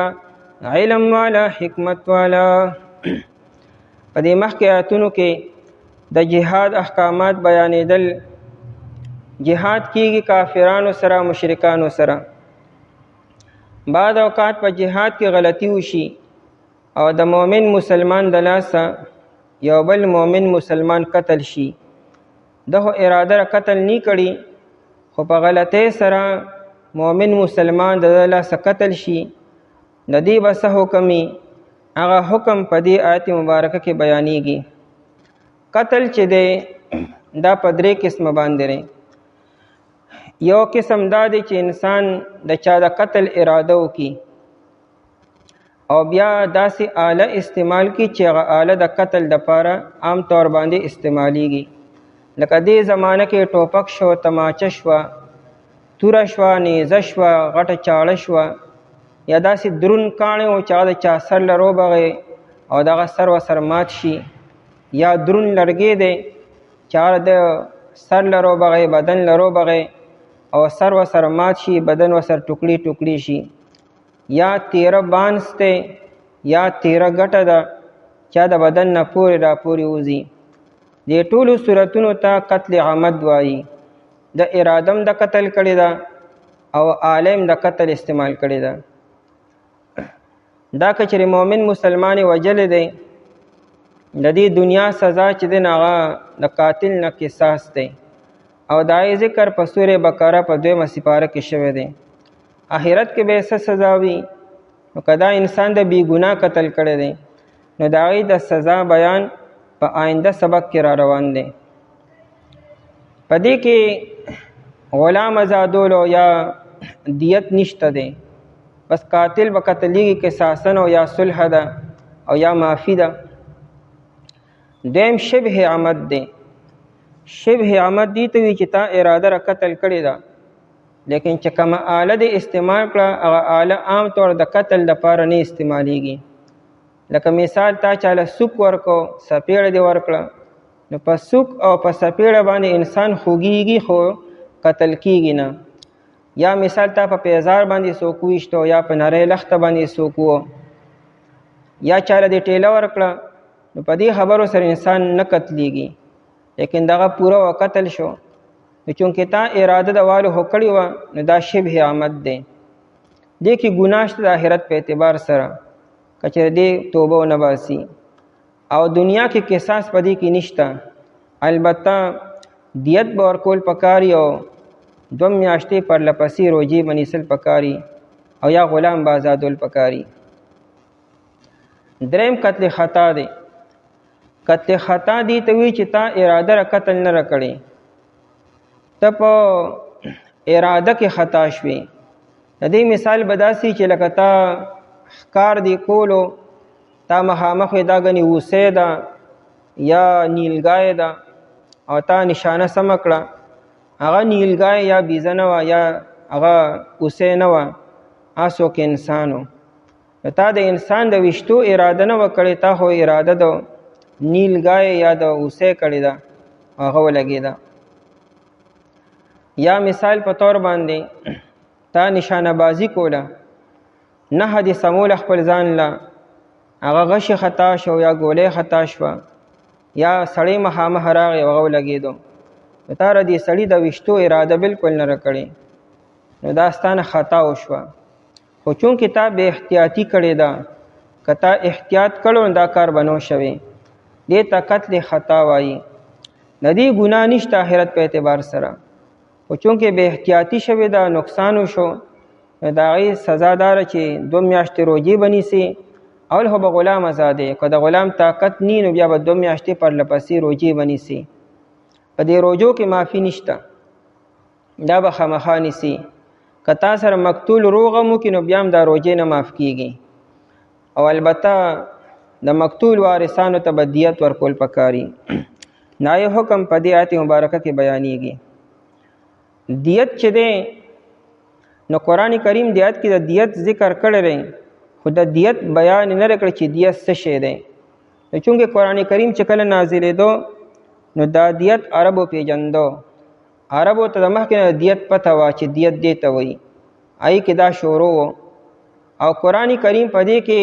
څه اضافه ونه کړه چې کم عربو کې کم دستور را روانو هم هغه برقرار وساتو لکه دیت 100 اوښان دي 100 اوښان په 15 قسمه باندې 100 قسم اوښان یو شان 100 قسم بل شان 100 قسم بل شان او 100 قسم بل شانو لیکن یو کلیزه او 2 کلیزې 3 کلیزې دا مطلب دی یعنی 100 قسم هغه اوښان چې د هغې عمر 1 کال برابري او 100 قسم هغه چې د هغې 2 کال عمر برابري او دارنګه چې 3 کاله برابري 4 کاله او 15 کاله په دغه حساب سره او کچری د اوښانو په ځای باندې پیسې ورکې نقدو بیا درهمو کې 10,000 درهم دي د 10,000 درهم یا د قیمتو د تولو په حساب سره 2625 تولې چاندي جوړیږي 2625 تولې دا نه چې نن سبا حساب کتابو کې لکه نن سبا سپین زر په 2700 باندې توله ده چې 2700 له په 2625 کې ضرب ورکړي نو تقریبا 70 लाख روپے 70,500,000 تقریبا دونه جوړیږي او 1000 دینار دي د 1000 دینار نه چې دا تولو ترو باسي نو 375 تولې سونه تی جوړیږي 375 لکه دینار د سروي او درهم د سپینو زروي د دینار نه مراد د دې زماني دینار د کویت غنه د مرادو او درهم نه مرادو د دوبه غ درهم نه د مرادو دا د چاندې درهم به دینار به د سپین د سرو زرو به او د 1000 دینار نه 375 تولې سونه جوړیږي هغه چې پیسو ته کنورټ کې لکه نن سبا چې په 2,20,000 باندې توله سره شي نو د 375 تولونه تقریبا 8 کروڑ د پاسه 8.5 کروڑ دونه تقریبا مالیت ته جوړیږي دا دیت ته بیا دا ورکی به دا لومبني دیت چې دی نو دا لومبه کې عربو کې شل اوخان به وو لومبه کې دی کې لس اوخانو لس اوخان به دی دیت کې ورکو دا د لسونه سلو ته عبدالمطلب صاحب رسولو عبدالمطلب صاحب منښت کړی ونو د خپل زوی باره کې چې به دا زوی علالم کمال الله پاک لسم زوی راکو د عبد الله صاحب پیدا شو د نبی علیہ السلام والد صاحب د ډیر ښکلی و د نبی علیہ السلام د نبوت هغه نور چې و د عبد الله صاحب په تندي کې ځلېدو نو چې چا به ورته کتل نو بس مینه به ورسره پیدا کېده به نو چې عبدالمطلب صاحب ولیدو نورو خلکو ولیدو هغوی ته دا ماشوم به تعالی علی به نو بس هغوی دې په ځای باندې دغه وکړه هغه دیت ورکړه نو دیت بیا عبدالمطلب سلو خان ورکړو سلو خان د الله په نوم باندې قربان کړو قرباني وکړه بدای نه پس په عربو کې د یو انسان دیت سلو خان را روان شو او عربو بیا دې تابعداري شروع کړه او دویم کولدار چې نه دا ابو سیاره یو سړی و عمیلی نوم هغه دا سلو خان چې کوم دی نو هغه شروع کړي و هغه دا کار شروع کړی دی او ابن عاشور دا ټولې خبرې لیکلي دي او دغه زمانې چې کوم بادشاه به نو هغه دیت به 1000 اوښان به مطلب که چا به بادشاه قتل کو یا د بادشاه زوی نو هغه به دیت کې 1000 اوښان ورکولو د سردار دیت 200 اوښانو او د عام انسان دیت هغه 100 اوښانو لومبني دیت چې ورکړی د اوښانو په حساب سره نو دا زید بن بکر بن حوازنو د زید بن بکر بن حوازن دیت په لومبي ځل باندې د اوښانو ورکړی شو د ضرور معاویه چې هغه د بنو عامر نیکو معاویه ورلګي دا زید قتل کو نو د زید وارثانو ته بیا سلو خان ورکړو بهرحال آیات کې بیان درته دی د آیت مبارکه یو خاص واقع باره کې نازل شوی دی روح المانی لیکلی دی او نور تفاسیر هم لیکلی دی دی ابو جهل مور شریک رورو عیاش بن ابي ربیعه دی مسلمان شو نو دی مدینی منورې ته راغی د دې یاري نه چا سره مکه مکرمه کې اوسېږم نو دارونه او ما گرفتار کړي او ماله به سزا به راکړي نو دلته کې د هجرت وکړو د نبی علیہ السلام د هجرت نه مخکې د هجرت وکړو د مور وه آی قسم وخوړو چې لا تاکلو ولا تشربو ولا یؤویها سقف دې خوراک به نه کوم او اوبه به نه څکوم او د چت د لاندې به نه کښېنم مطلب چې نور ته به ناست یم د ورځې او د شپې به بار ناست یم د عربو دغه قسمونه وو ابو جهل او ځان سره حارث ابن هشام او حارث ابن زید کو دی رالو مدینه منورې ته دی ربیعه ته وی عیاش بن ربیعه ته چې مور دې قسم خوړلې دی هغه خوراک او اسکاک نه کې تر څو چې ته نه لیدلې نو ته راشه چې ستا مور صرف تا وویني دا قسم به پوره شي بیا خیر دې که ته پاتې کېږي او که مدینې ته واپس راځې نو راځه او موږ تا باندې هېڅ قسمه زبردستي نه کوو دلې قسمونه وکړو او وعدې ورسره وکړې، لوظونه یې ورسره وکړو. دې دوکه شو، دې سره را روان شو. په لاره کې دیروله کې دا عیاش یې وتړو او دلې سزاګانې شروع کړې. نو دا حارث ابن زید چې دلې 100 کوړې ورکړې. نو دې عیاش قسم وخوړو، که چېرې ما له خدای پاک موقع راکړه زه به د حارث ابن زید قتلوم به. او روح المانی دویم کول لیکلی د کنانی، د کنانه قبیلې یو سړی و، هغه دې 100 کوړې والو. نو در دې کنانی باره کې دا قسم خوړلو، که چېرې ما له خدای موقع راکړه به دې قتلوم به. عیاش چې کله دې مکې مکرمې ته بوتو، مور یې خو دې ولیدو، ای خو منښته پوره شوه، قسم یې پوره شو. ابو جهل دې وتړو او ګرفتار یې کړو، را پرېښودی بیا نه. نبی علیہ الصلوۃ والسلام د ده د رهایۍ لپاره بلا شي دعاګانې کړي. بخاري کې روایت دی نبی علیہ السلام به اکثر دعا کوله،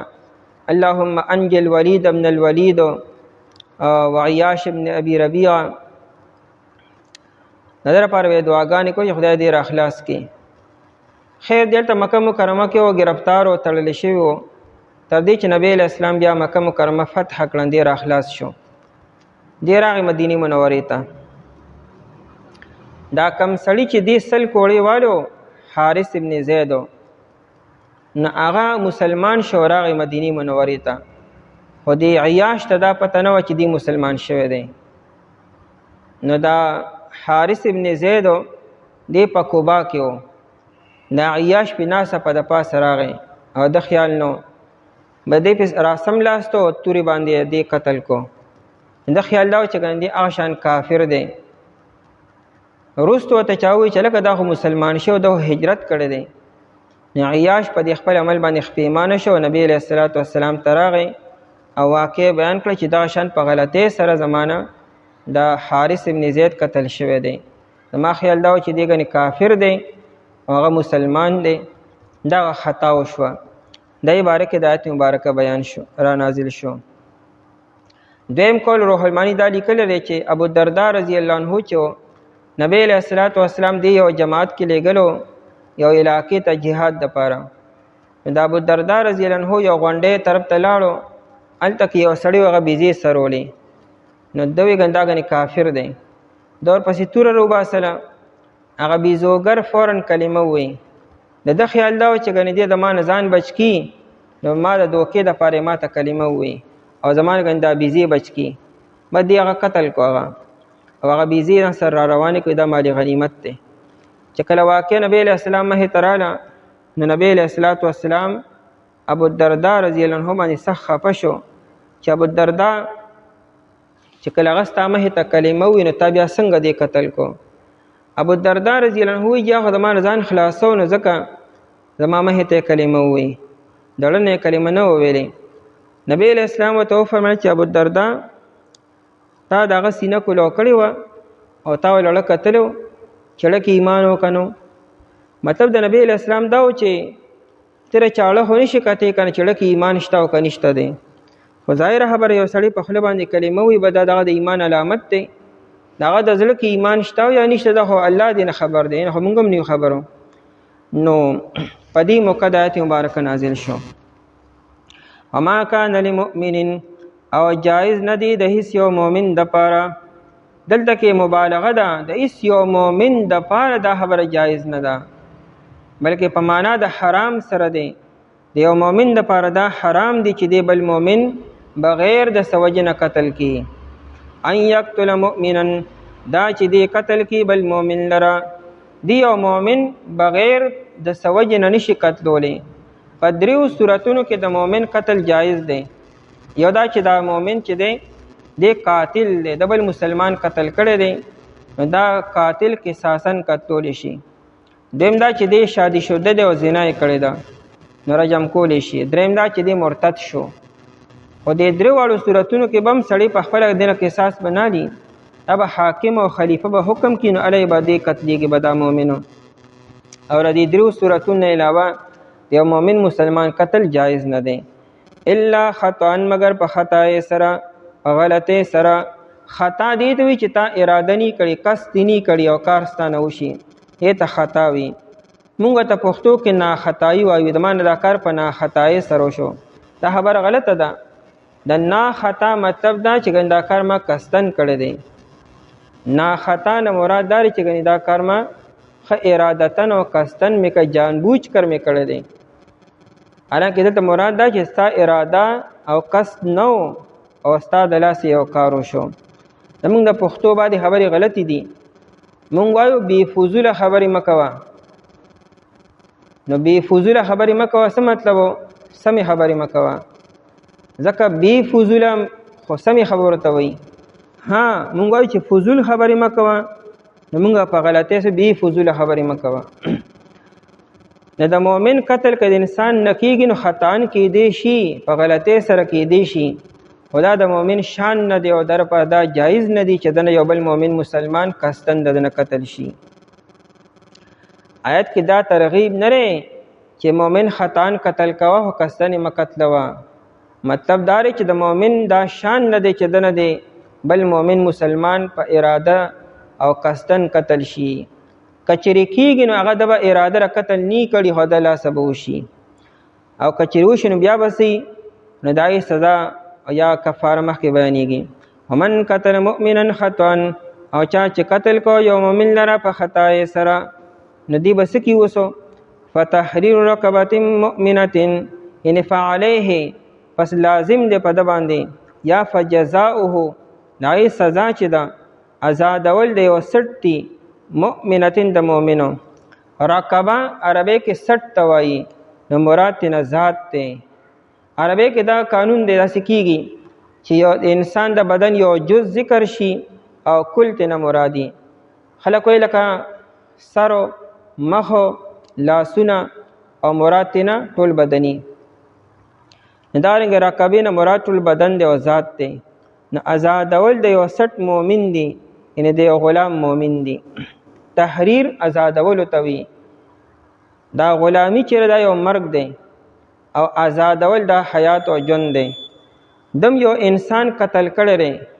رک کړی دی، نو د هغې په بدله کې شریعت دا وایي چې ته یو انسان ژوندی که اوسو، نو غلامی دا موت او مرګ سره برابر دی. چې دا د آزاد کې نو دا گویا کې تا دله ژوند ورکو.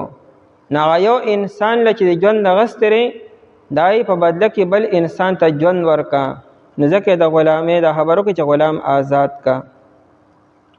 فتحریر رقبة مؤمنة، خو دې کې به مؤمن غلام آزادول پکاري، کافر او مشرک نه، که وینځه وي او که نارینه وي او که زنانه. زمونږ په نیز باندې د قسم په کفاره کې او د زهار په کفاره کې هر قسمه غلام آزادول شي، که مؤمن او که کافر او که مسلمان او که څوک. لیکن د قتل په کفاره کې بس صرف او صرف مؤمن غلام آزادې، کافر او مشرک که د آزاد کو نه سره کفاره نه ادا شوي، او کامل غلام وي، نیم غلام هم نه. او دې سره سره ودیت مسلمتن، او دیت ته حواله کړی شوی الی اهله وارثانو د مقتول ته. د مقتول وارثانو ته به دیت حواله کې، او دا د میراث په حساب سره به د مقتول وارثانو ته ملاویږي. چې د مقتول چې کم میراث دی چې هغه څنګه حساب سره حصې دي دارنګې دا دیت به هم وي. او دا د قاتل په عاقله باندې به دا دیت وي. عاقله دی او قاتل څه ته وایي؟ هغه چې کم ادارې سره تعلق ساتي، کم یونین سره، کم تنظیم سره، قبیلې سره، چې هغه د په هر کار کې معاون او مددګاري، چې هغه د نقصان برداشت کړي، هغه د عاقله دی. لکه یو سړی په فوج کې دی، د فوج اداره ټوله د عاقله شو. یو سړی پولیس کې دی، د پولیس اداره د عاقله ده. دارنګه یو سړی سیاستدان دی، نو دا سیاسی پارټي چې د عاقله شوه. او که یو انسان عام هغه یو ادارې سره تعلق نه ساتي، نو بیا چې د کم وارثان دي، عصبه چې ورته وایي، زامن او بیا پلار او بیا رونه او بیا خویندې، او که دام نشته بیا به قاتل په خپله هر څه برداشت کیږي به. لکه نن سبا عام طور حالات داسې دي چې بس یو انسان نه قتل وشي نو به دی په خپله هر څه برداشت کیږي به، ځکه د عاقله نن سبا نشته،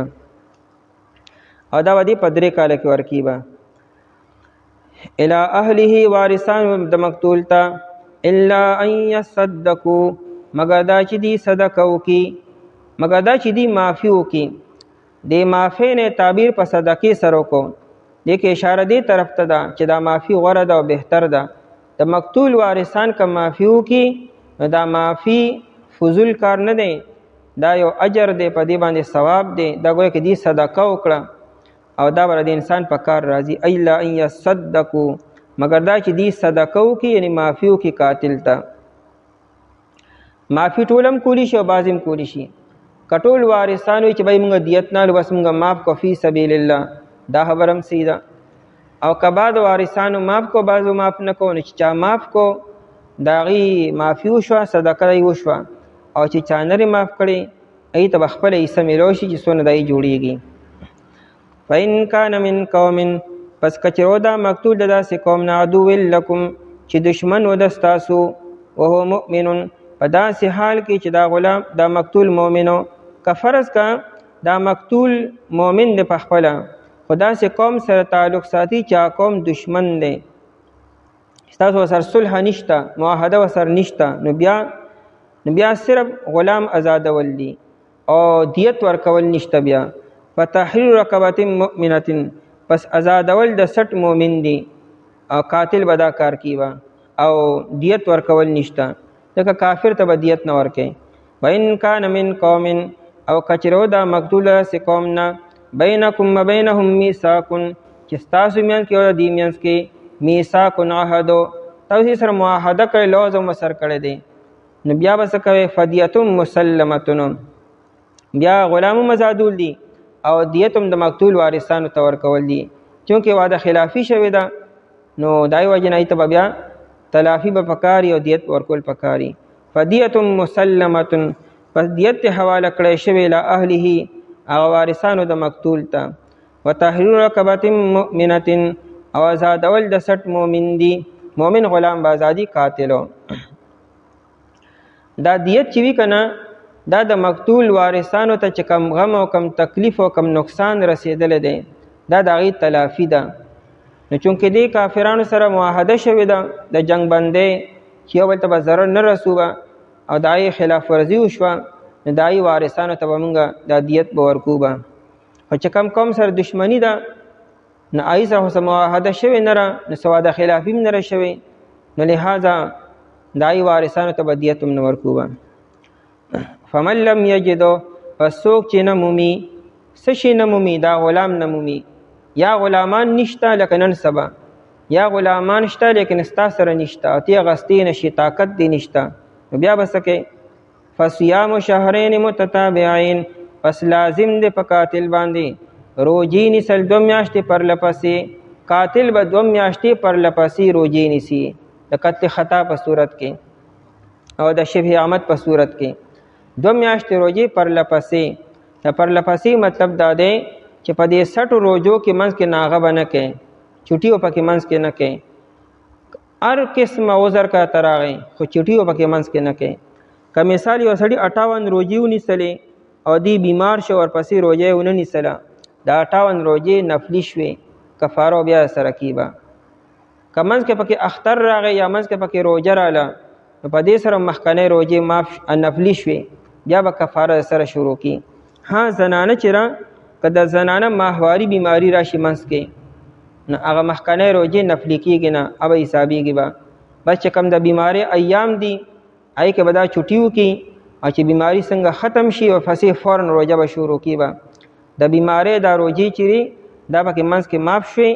بیا به حساب کتاب د سره مطلب حساب کتاب به برابري به 60 روجې به برابري. منځ کې بیمارۍ د وجې نه چې کومه ناغه راځي هغې سره مخکنۍ روجې هغه نفلي کېږي نه،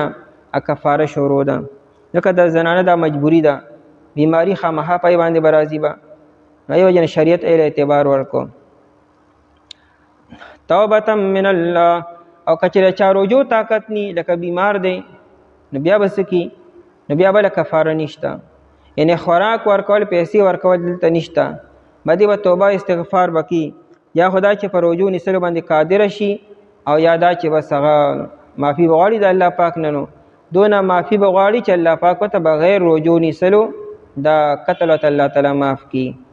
خو دلته کې شپېتو مسکینانو ته 2 ټیمه خوراک نشته یا د هغې پیسې ورکول هم نشته. دا خبره د زهار په کفاره کې ده. البته که دا سړی مړ شو او دته 2 میاشتې روجې پاتې وي نو وارثان به دغه 2 میاشتو روجو د هغې بیا کفاره ورکولی شي د پیسو په شکل کې، صدقة الفطر په شکل کې یا د خوراک په شکل کې. توبة من الله، دا توبه را طرف د الله تعالی نه. الله دا توبه ستاسو لپاره مقرر کړه چې ستاسو نه کومه غلطي شوې را، کومه بې احتیاطي شوې را، د توبې طریقه هم دا ده. وکان الله علیما حکیما، او د الله تعالی علم والا حکمت والا. الله ډیر علم والا دی او ډیر حکمت والا دی چې داسې ښکلي مناسب احکامات ستاسو لپاره مقرر کړو.